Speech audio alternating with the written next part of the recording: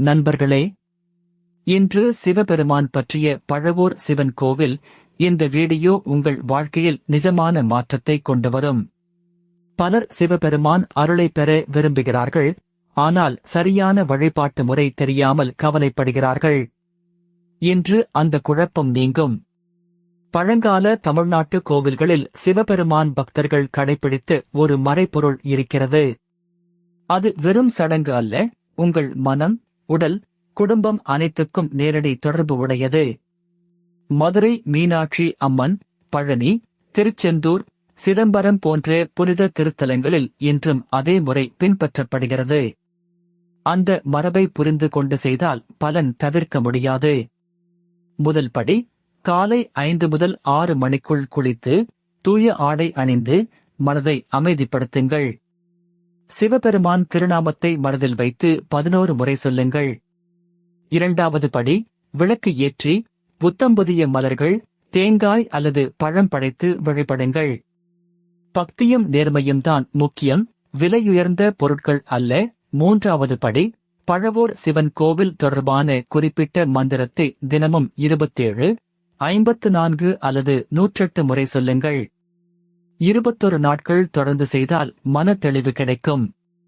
நான்காவது படி, வெள்ளிக்கிழமை அல்லது சிறப்பு நாட்களில் உபவாசம் விருப்பமானது.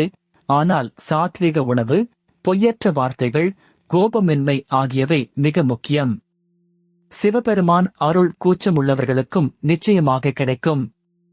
ஐந்தாவது படி, ஏழைகளுக்கு அன்னதானம், முதியோருக்கு உதவி, கோவிலுக்கு தன்னார்வ சேவை. இது பரிகாரத்தை பல மடங்கு அதிகரிக்கும். எதிர்பார்ப்பின்றி கொடுங்கள். ஆராய்ச்சியாளர்கள் சொல்வது, தினமும் 5 நிமிட பக்தி ஒலி கேட்பது மூளையை அமைதிப்படுத்துகிறது. மன அழுத்தம், தூக்கமின்மை, குடும்ப பிரச்சனைகள் படிப்படியாக குறையும். உண்மை கதை, சேலத்தில் ஒரு குடும்பம் பல ஆண்டுகள் கஷ்டப்பட்டது. சிவபெருமான் விரதமும் நேர்மையான பூஜையும் தொடங்கினார்கள். வியாபாரம், உடல் நலம், மன அமைதி மெல்ல மெல்ல மேம்பட்டது. இன்னொரு கதை, கோயம்புத்தூரில் ஒரு இளம் தம்பதி குழந்தை வரம் வேண்டினார்கள்.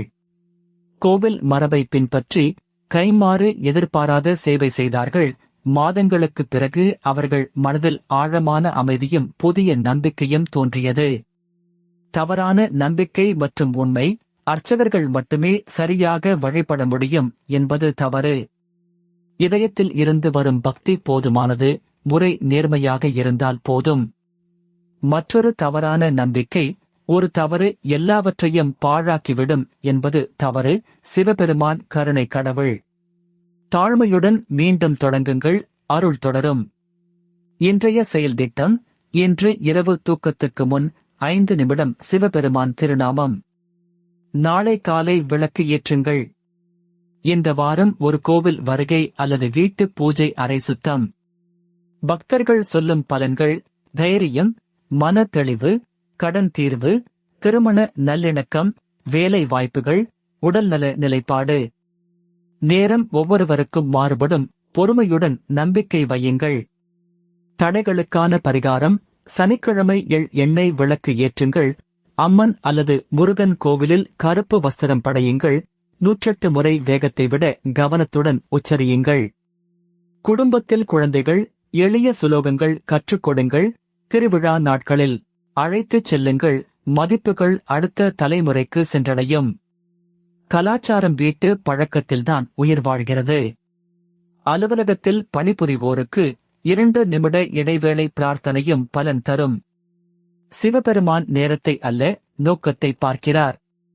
நண்பர்களே, பழவூர் சிவன் கோவில் இது வெறும் கோட்பாடு அல்ல, நாள்தோறும் செய்ய வேண்டிய பயிற்சி. சிறிதாக தொடங்குங்கள், 21 நாட்கள் தொடர்ச்சியாக செய்யுங்கள். ஆலய மணி சேனலில் சந்தா செய்யுங்கள். தினமும் கோவில் ஞானம், பரிகாரம், தல புராணம் வருகிறது. மணி சின்னம் அழுத்துங்கள், எந்த வீடியோவும் தவறாமல் காணலாம். கீழே உரையிடுங்கள், உங்கள் சொந்த ஊர் கோவில் பெயர் எழுதுங்கள். அடுத்த வீடியோவில் அந்த திருத்தலத்தின் சிறப்புகளை பார்க்கலாம். இந்த வீடியோவை குடும்பத்தினருக்கு பகிருங்கள். ஒன்றாக வழிபட்டால் பக்தி மேலும் வளரும். சிவபெருமான் திருவடியில் நம்முடையவர்கள். சிவபெருமான் பக்தி பாதையில் பொறுமை மிக முக்கியம். பழவூர் சிவன் கோவில் நாள்தோறும் நினைவு கூர்வது மனதை வலிமையாக்கும். இந்த நம்பிக்கையை விடாதீர்கள். சிவபெருமான் பக்தி பாதையில் பொறுமை மிக முக்கியம். பழவூர் சிவன் கோவில் நாள்தோறும் நினைவு கூர்வது மனதை வலிமையாக்கும்.